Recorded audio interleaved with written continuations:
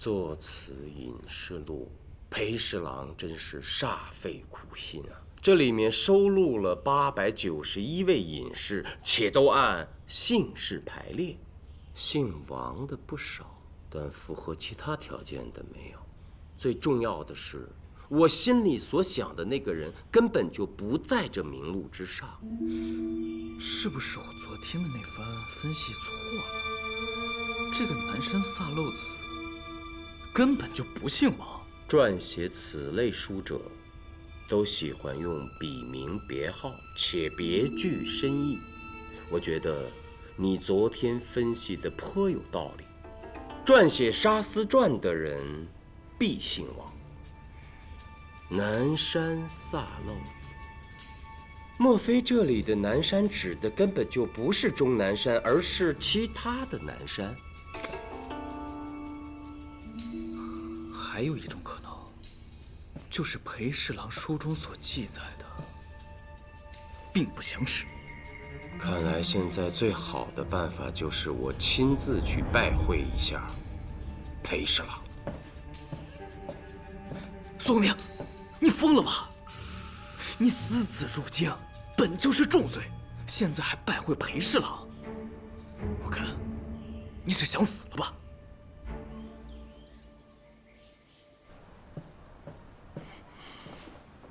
裴侍郎，卢凌风，刚刚上任，你就击杀了沙司，你现在可是长安的红人呐！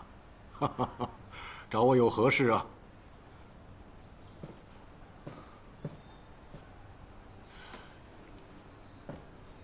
这是我编的书啊，怎么在你手里？为了寻找线索，昨日跟喜君小姐接阅的。侍郎为我大唐寻觅人才，兢兢业业，每一位隐士的学识、志趣还有性情，竟都记载得一清二楚。卢凌风对侍郎真是敬佩不已。卢参军过誉了。啊，只是我想找一个人，却没有找到，所以只能当面请教裴侍郎了。哦，找谁呀？哈，不用看书，都在我这脑子里。啊，此人与狄仁杰曾是同僚，对幻术杀手曾经控贺府的副监沙司也很熟悉。此人应该姓王。裴侍郎，这样的人有啊，但是此人不在册。他和其他的隐士不同，虽然说住在终南山，但是他是现任的官员。哦，是谁？王元通。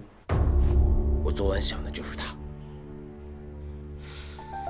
这个王元通有何来历？当今天子为相王时，他曾为相王府长史，后来被升为凤阁侍郎，行宰相之权。当年他曾经跟我恩师一起反对过天后设立控贺府。天后做事儿也绝，既没杀他，也没把他贬到外州去，而是就让他当控贺丞，在天后南宠手下做事。世之屈辱，莫过于此了。是啊，所以后来王元通辞官还乡，他的老家好像是沙州。就是沙州。他辞官之时正值我恩师病重，他离开洛阳前还去看过我恩师。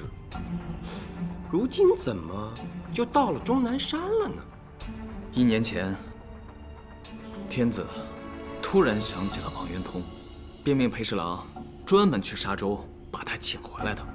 我想，应是念旧了吧。可并未听说他被重用啊。县局何旨？就以前旨，管竹子的丝竹监，最大的一片竹林就在终南山，所以这个王元通便长期居住在那里。对上了，这个《沙思传》一定是王元通所写无疑。龙凌风，跟我去一趟终南山。你先等一下。喜君已经绘出了贺兰雪的画像，我们看完再定下一步。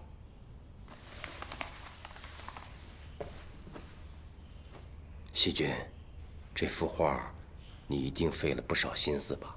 画得惟妙惟肖。等等，这是什么？是吗？《沙思传》中关于贺兰雪的描绘，我看了好几遍，怎么没发现她有痣啊？那就是你看的没有那么细致了。书中说，此女子哭起来最为动人，一滴透明的泪珠和一滴红色的泪珠同时垂在脸颊上。请问，人怎么会有红色的泪珠？所以我觉得贺兰雪应该有一颗痣，红色的滴泪痣。书中所描写的不过是眼泪划过滴泪痣一刹那的景象。那段文字我也读过好几遍，甚是疑惑，但我实在是没想到是颗滴泪痣。我义妹喜君之聪慧，真是无人能及啊！哎，这女子看起来年纪也不小了，应该有35、6岁吧？对，书上写的是12年前的事儿。沙司曾专程从东都备好礼物，赶到长安，为他过24岁生日。世人只知作《石桥图》的张轩是天下第一画师，依我看，我义妹跟他比毫不逊色，是有过之，无不及。谢了。宿命，时间紧迫，你去终南山寻那个王云通，我去找这个贺兰雪，咱们兵分两路。好。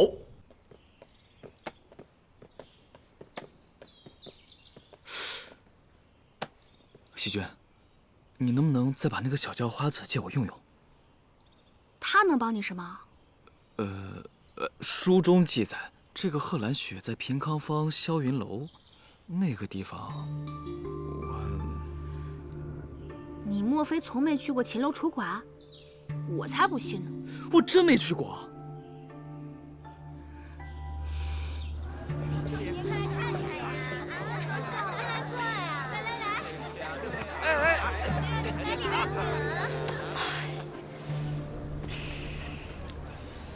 干什么呀？这身衣服没有在侍郎府穿的舒服。嘿，你才去没几天，就当不惯小叫花子了？人家有名字，叫什么呀？杨继。裴喜君跟你说了什么？竟如此无礼，戏弄于我。没有，我就叫杨继。哪2个字？杨树的杨，江山社稷的稷。你会写字？不会。那你怎么会说出刚才那番话？我5岁那年，我父亲临咽气时告诉我的。行了，别哭了，算我错怪你了啊。公子，不进来玩玩？你看到那个男的了吗？你把这幅画给他，就说画上的人是你娘，让他把你娘交出来，啊？这……放心，他要是敢打你，你就往回跑，我会收拾他的。去。里边请啊，公子快来啊！来哎，慢走啊！哎，里边招呼着啊！大爷，大爷，请问你可曾见过画中之人？不错呀。你哪儿来他的画像？这是我娘。我再问你一遍，你哪儿来他画像？这是我娘啊！臭要饭的，你敢耍我！打人了！你娘，我还是你爹呢！臭要饭的，给我回来！臭要饭的！啊！放开老子！你要当谁的老子？大爷，您高抬贵手，放过我吧。杨基，过来，把你娘的画像举给他看。认识吗？不认识。啊！等，认识。她可叫贺兰雪，反正我们都叫她雪儿。她现在可还在霄云楼？早走了，起码得走了2、3年了。去哪儿了？我不知道啊。我真不知道啊，难饶命啊！可有良人为他赎身？没有，你就这么确定？每年都有客人要为他赎身，可是他就是不走，好像在等着谁似的。后来他无处可去，就去了那个地方。去哪儿？鬼市幽院楼。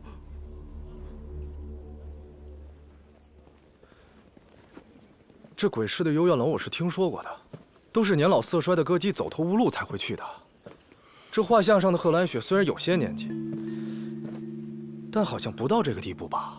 萧云楼的人说得很肯定，还说这个雪儿一直不肯从良，在等人，等杀死。应该是吧。召集你的人，跟我去鬼市。怎么了？查长安红茶的时候，小五他们几个不是在鬼市？后来大将军便明令禁止金吾卫入鬼市，所以……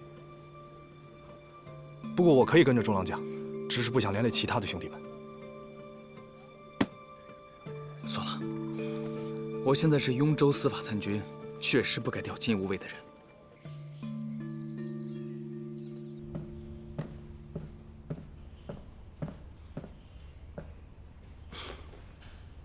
杜长史，你来的正好。幻术大会的日子近了，身为司法参军，该做什么你不清楚吗？届时天子将与民同乐，可也不能全长安的百姓都进参天楼吧？咱们雍州府得把人选出来，这是你的差事。既然真正的杀司并未落网，那么抓捕此犯才是我之首责。卢参军还真是专捡立功的事干呢啊！也罢，那些费力不讨好的活儿，我这个长史就替你做了。不过，从今日起，你那些手下就由我亲自调遣好了。我现在正是用人之时，我今天刚刚得到杀司的新线索。我查案的事别跟我说呀，你的线索一旦告诉了我，那抓到杀司算咱俩谁的呀？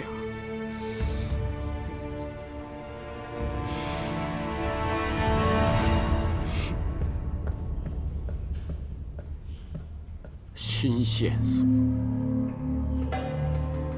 盯了12年，我就不信你能先于我抓到杀司。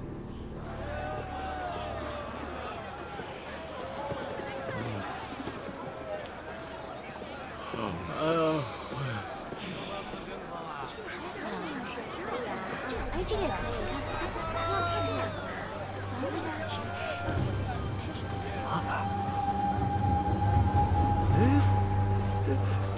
中郎将，这不是见过中郎将？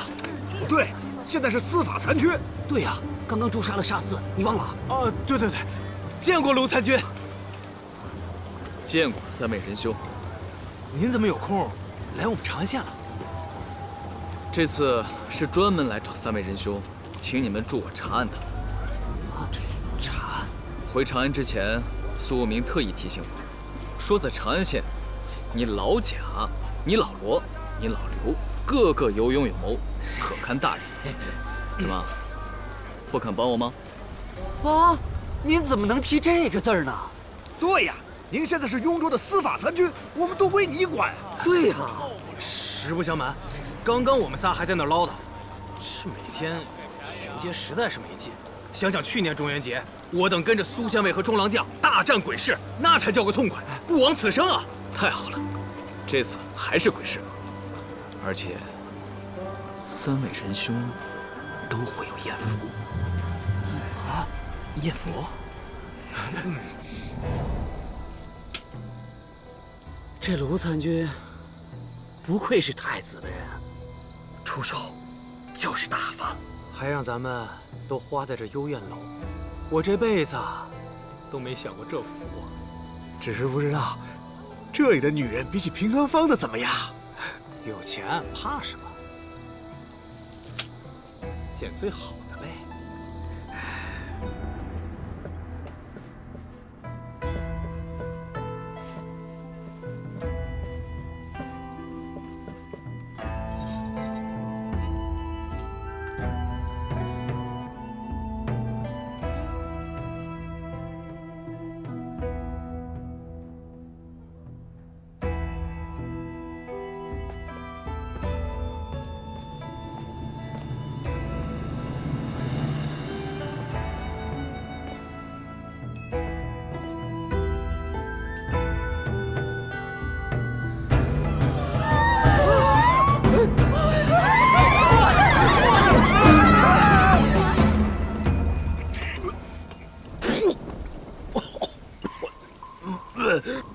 真不是什么好差事。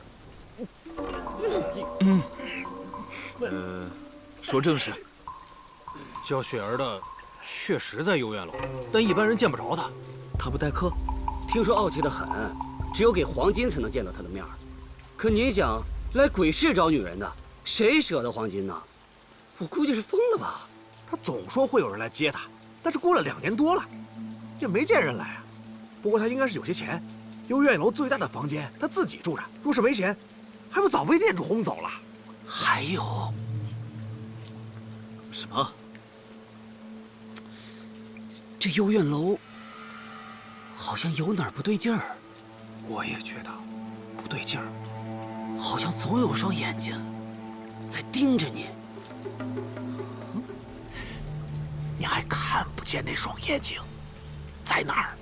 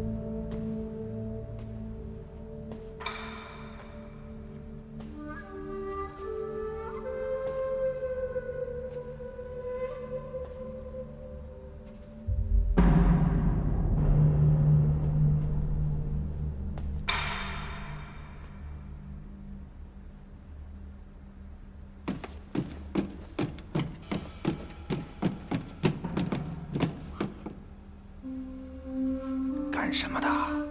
找人。来这儿都是找人，可你来的不是时候。怎么不是时候？这是鬼市，白天不做生意。我是来接人的，不做生意。来人！找死吗？我并不恶你们却想行凶。王法何在？鬼市不讲王法。这个，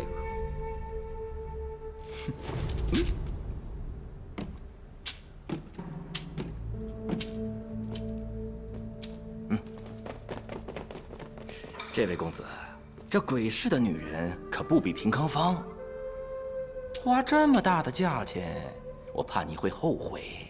我是来找我的老情人，千金无悔。那敢问，想找哪位呀？雪儿。怎么，公子，不是开玩笑吧？雪儿是在等人，可我看公子的年龄，可不是他的老情人。这么说，你是知道他的老情人是谁了？这个不知道，听说他等了好些年了。带我去见他。想见雪儿？这个不行。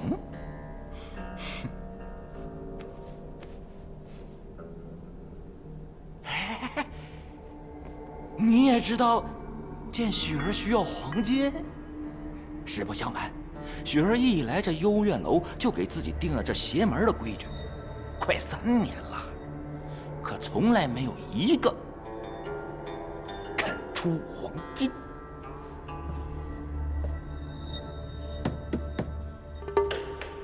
何事啊？雪儿姑娘，有人来看你了。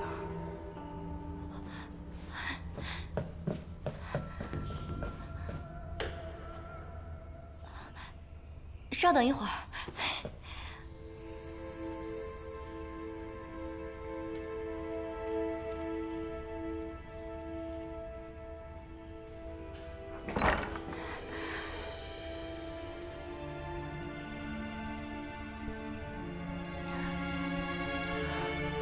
进来吧。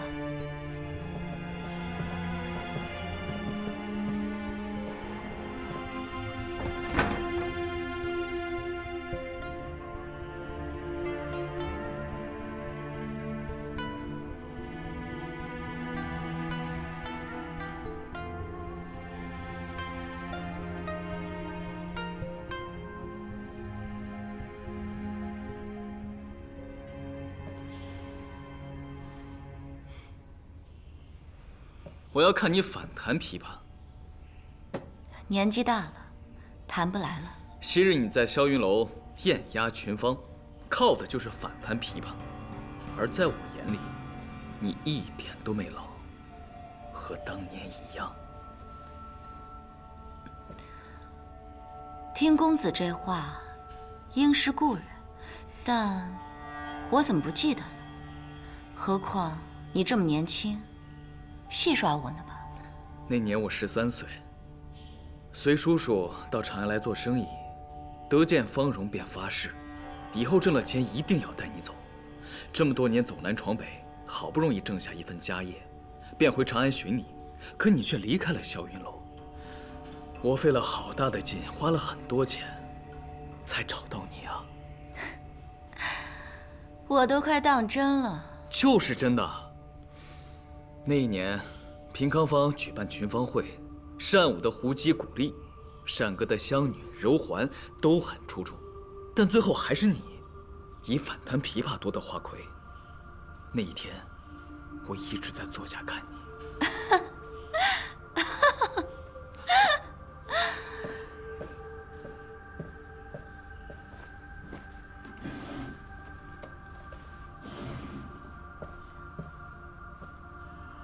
公子是看到这书了吧？此书好像是违禁之物啊。但你却看得仔细啊，应该也是因为这卷书，你才找到我的吧？你是官家人，想利用我抓沙司，我看你年纪轻轻，你不想活了。我承认，我就是书上所写的贺兰雪。哼，你们不是盯了我10几年了吗？要杀头，就快点；不杀，就滚！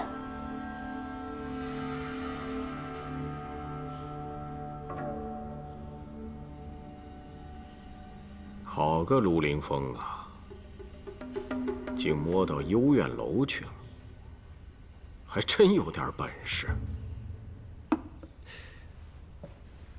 杜长史，您派我盯着贺兰雪已经12年了，为此咱们还专门花重金买下了鬼市的幽怨楼。现在，这大功要是被别人给抢了去，放心。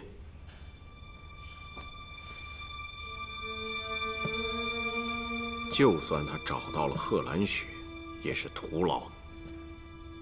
若是谁都能抓到沙司，狄公当年还会把这么重要的任务交给我吗？我算计着，沙司会在幻术大会之前接走贺兰雪。没几天了，盯好贺兰雪，有任何风吹草动，立刻来报。是。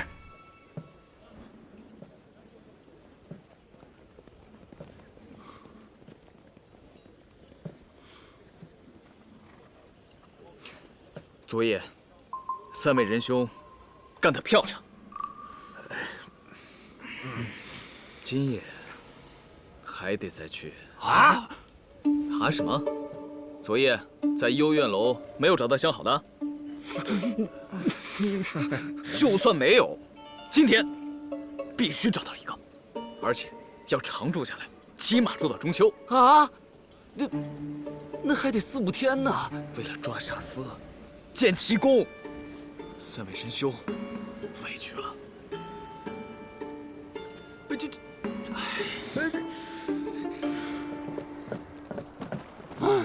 太难了。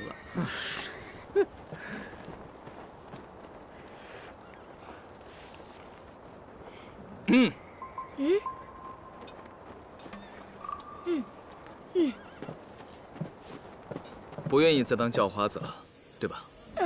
那今天就换身衣服，就穿侍郎府的那套，给你个美差，从平康坊买一些樱桃碧螺，送到鬼市幽院楼的2楼，雪儿的房间。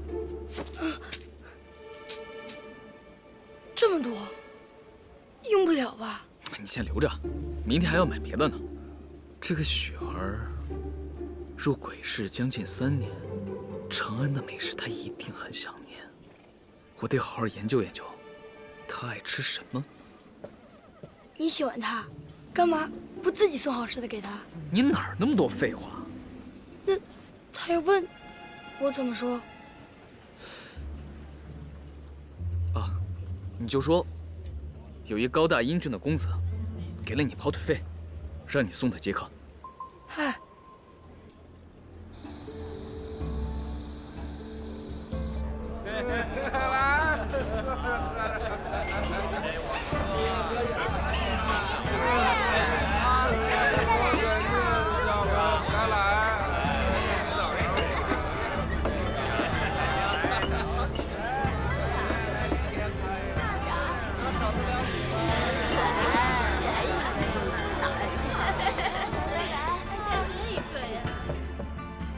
放这儿吧，我不会为难你这个跑腿的。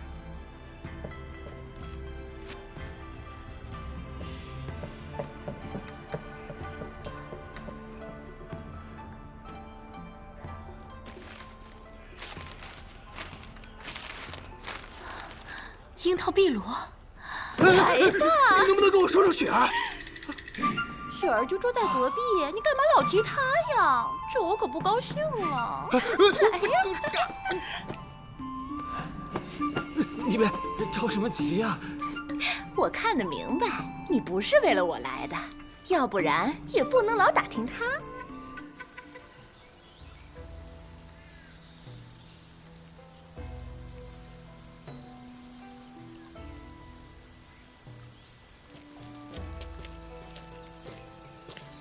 应该就是这儿了。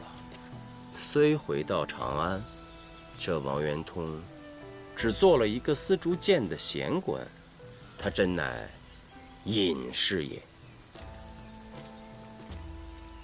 王竹监，王竹监，应是不在家吧？不会，你没听见乐曲之声吗？没有啊。我想一定是有其他隐士在这终南山庄内饮酒，王元通肯定没有太多仆人，所以没有人给我们来开门。我跟他有过几面之缘，也算故交，我们可以径自入内。走。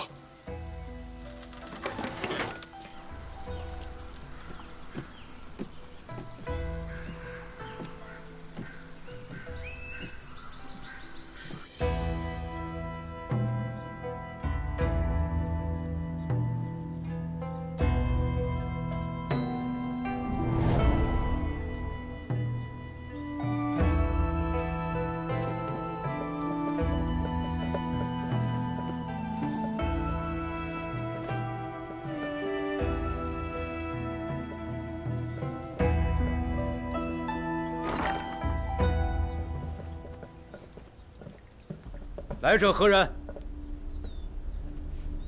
洛州长史苏明见过王监。苏明，狄仁杰的弟子。正是，在洛阳时曾与您见过几面。哦，我想起来了，什么风把你吹到了我终南山？快，落座，上酒。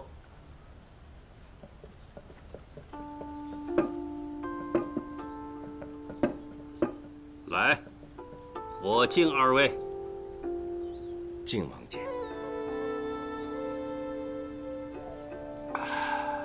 这姑娘怎么不喝呀？既隐于终南山，又蓄养歌妓，锦衣华服，美酒佳肴，真是卓尔不群呐。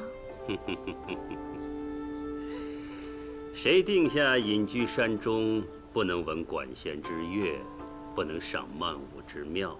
若非此，这世间就没有谢安石了。况且老夫现在还有官职在身，如此有何不可呀？原来您这是在学谢安石东山养志啊！老夫之志在云霄之上，非你辈可知。你，哎，苏明，哎，你现在既是洛州长史，为何要来长安，又来我终南山呢？我是为沙司而来。当年在洛阳，沙司案是我恩师查办的最后一案，结果却未如人愿，沙司逃出了洛阳，至今已过12载。前不久听闻参天楼幻术大会举办在即，沙司又趁机潜入长安，我便从东都赶来，欲请此人归案，替恩师了却临终前的遗憾。沙司之案，我倒是有所耳闻。不过你这次来，我又能帮你什么呢？有卷书，名曰《沙司传》。该书最后是这样写的：9世元年，萨漏子为官神都，号龙门夜宴，又喜登天津桥远望，故得闻以书记之。而沙司之事繁，所述6、7耳。想必是这卷书篇幅有限，沙司还有很多事情您没有记载到书中，故特来讨教，以寻线索。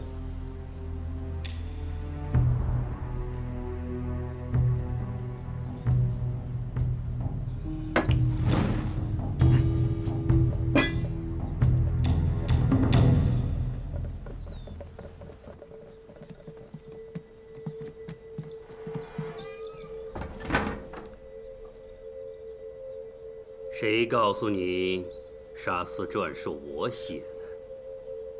该书是半年前出现在长安市面的，而据我所知，您是1年前东归长安的，时间上刚好对得上。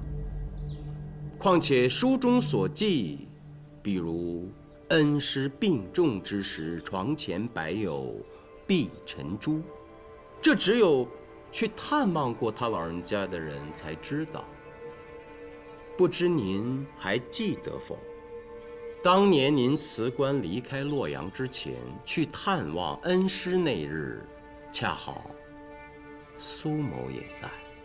再有就是，您做过控鹤城，控鹤府的秘闻和颇多细节一定了然于心。还有，著者署名南山萨漏子，萨漏一说事关太原王氏。如今您官居丝竹监，半隐于这终南山，符合以上几个条件的，天下唯先生一人矣。不愧是狄仁杰的弟子。当年我反对天后设置控鹤府，却被贬为控鹤城，在天后男宠张易之手下做事，此乃我一生难以洗刷的耻辱。圣历元年，张易之推荐沙司为副监，在道术坊设置别院，网罗天下妖异之事，通过沙司铲除异己。又一年，也就是9世元年，在你恩师狄仁杰的力荐下，天后被迫将控鹤府改为奉臣府。狄仁杰也查出了沙司作为幻术杀手的身份，一桩桩血案，证据确凿。沙司手下大量爪牙落网，唯独走脱了沙司。狄仁杰认为这是他一生最大的遗憾，我倒以为也没什么。狄公毕竟不是神，至于撰写《沙司传》，对老夫而言，就是为了消磨时光。那一句所述6、7耳，就是卖个关子。我本来就瞧不上沙司这种人，对他的事情又能知多少？所以呀，也没什么线索提供给你。那个反弹琵琶的贺兰雪，书中所写，完全是道听途说。来，喝酒，否则的话，终南山之行可就白来了。怎么会白来呢？探望了恩师的故交，又喝到了如此美酒，已不虚此行。来，敬您。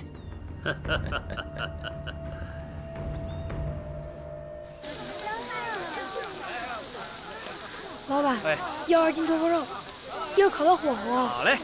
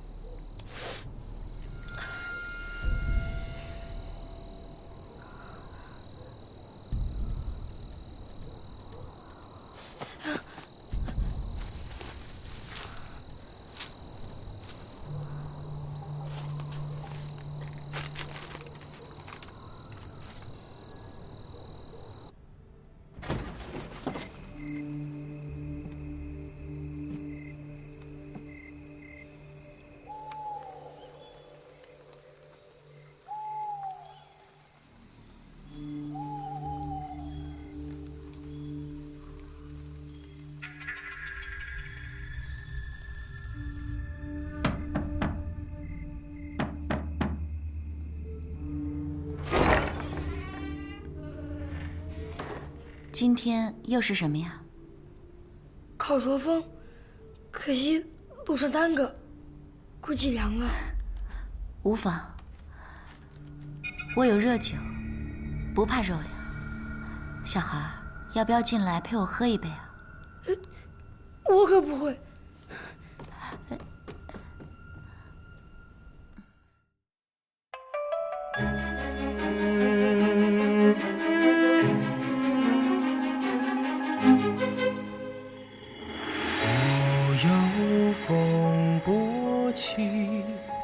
惊觉寒夜里，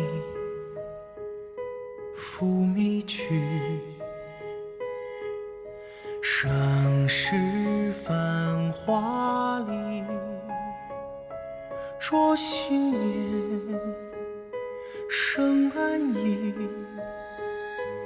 万机不休，跋涉夜行。心有火光燃东河，去风鸣，是正义。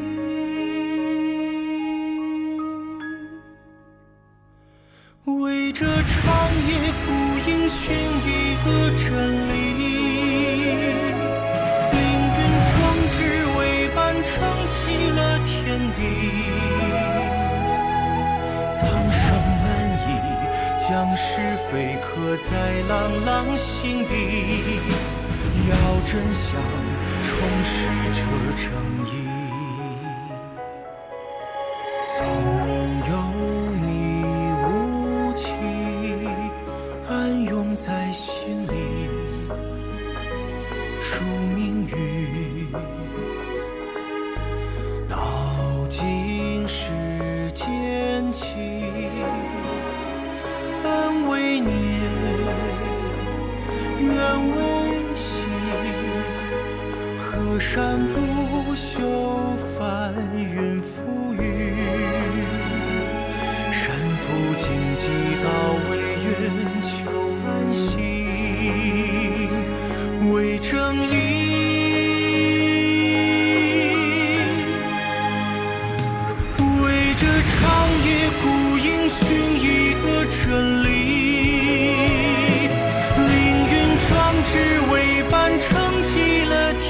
理。苍生安逸，将是非刻在朗朗心底。要真相充实着正义，总有千帆险境，亦不枉此行。只惧尘血落尽，空有缘为名。生死何以将情浪化尽这好风景？